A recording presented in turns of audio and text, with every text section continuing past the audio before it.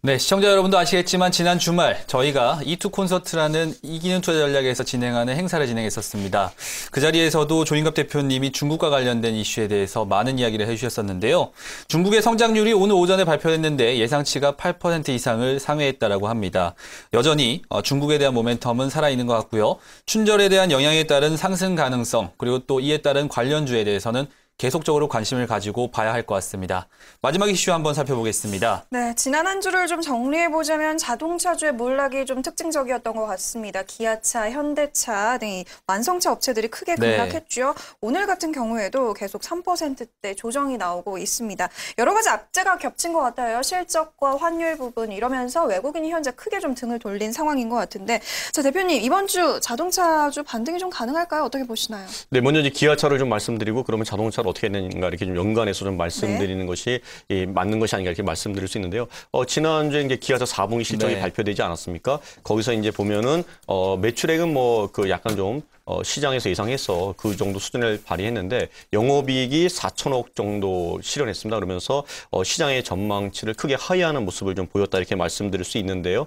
시장의 전망치를 기아차가 크게 하회한 이유를 한 세 가지 요인으로 들 수 있는데요. 첫 번째는 환율입니다. 환율이 영향이 좀 있었고요. 두 번째로는 연비 관련 충당금 자체를 좀 생각보다 많이 쌓았다. 지난번 미국에서 발생한 그런 연비 관련된 문제예요. 그다음에 세 번째로 보면은 광주 2공장의 가동 중단이 10월달에 있으면서 이런 것들이 실적에 부정적 영향을 미쳤다. 이렇게 세 가지 요인들을 좀 정리해 볼 수 있습니다. 어쨌든 이제 기아차 같은 경우는 이제 올해 1분기를 좀 돌아본다 그러면 전분기 대비해서 실적 자체는 좀 크게 개선될 것이다. 그 이유는 일단 연비 관련된 충당금을 4분기에 많이 쌓았기 때문에 금번 1분기에는 그런 것들에 대한 손실이 크지 않을 거로 보고 있고요. 두 번째로는 이제 광주 2공장도 10월달 잠깐 한 달 동안 쉬었는데 이번에는 그게 없으니까요. 이런 것들을 통해서 좀 회복될 수 있는 여지가 있다 이렇게 말씀드릴 수 있지만 그러나 이거는 단기적인 그림이고요. 여전히 이제 중장기 그림에서 본다면 원화 강세가 조금 지속되고 있다는 것들, 그다음에 이제 국내 공장의 이렇게 이런 것들 활용도가 떨어지면서 이 판매량 자체가 국내에서 좀 정체되고 있다는 것들, 마케팅 비용이 증가하고 있다는 것들을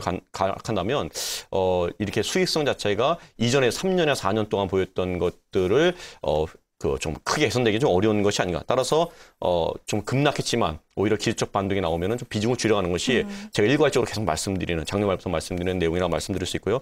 금번에도 여전히 급락을 했지만 이 급락을 해서 기술적 반등이 나오면은 좀 줄여가라 이렇게 말씀드릴 수 있고요.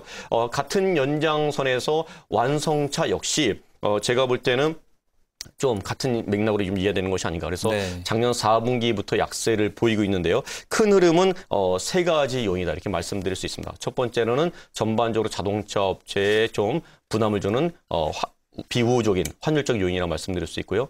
두 번째로는 지속적인 고성장으로 인해서 현대차나 기아차가 조금 성장에 있어서 좀 피로감이 좀 있습니다. 그래서 올해는 특히 비즈니스 사이클 상에서 항상 쉬어갔던 중에 하나였던 5년 차이기 때문에 이런 것들을 좀 감안할 수 있고 세 번째 다시금 말씀드리지만 비즈니스 사이클을 감안한다 그러면 주가상도 사실은 그렇게 매력적인 구간은 아니다. 단지 다시금 말씀드리지만 단기 낙폭이 좀 과대합니다. 굉장히 우량주이고 좋은 주식임에도 불구하고 단기 낙폭이 과대하고 어떤 회사가 뭐 망하는 건 아니거든요. 그럼에도 불구하고 주가는 급락하기 때문에 충분히 이 엔저 현상이라든가 이런 이벤트 요인들이 제거되면 기술적 반등이 나올 거로 보고 있다. 이렇게 말씀드릴 수 있고요. 그렇지만 기술적인 반등이 좀 나오면은 펀드 같은 경우는 비중을 좀 줄이시던지 아니면 개인 같은 경우는 좀 이익이 난 과거부터 투자에 있어서 이익이 난 분이라면 올해 정도는 좀 쉬고 좀 기다려보는 것도 바람직하다. 그래서 굉장히 좀 박스권으로 움직여서 타 업종 대비해서 이렇게 수익 나기는 어려운 것이 올해 완성차가 아닌가 이렇게 지금 보고 있습니다. 네, 대내외적인 상황에 따라서 자동차 관련주들 굉장히 좀 어렵긴 한 것 같습니다.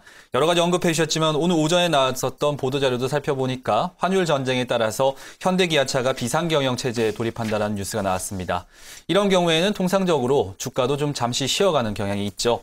올해는 다소 쉬는 한 해가 될 것이다라는 전망 나왔습니다. 잘 참고해서 대응해 보시기 바라겠습니다. 네, 지금까지 조인갑 대표와 함께 이슈앤뉴스 진행해봤습니다. 대표님 오늘 도움 말씀 고맙습니다. 네, 감사합니다.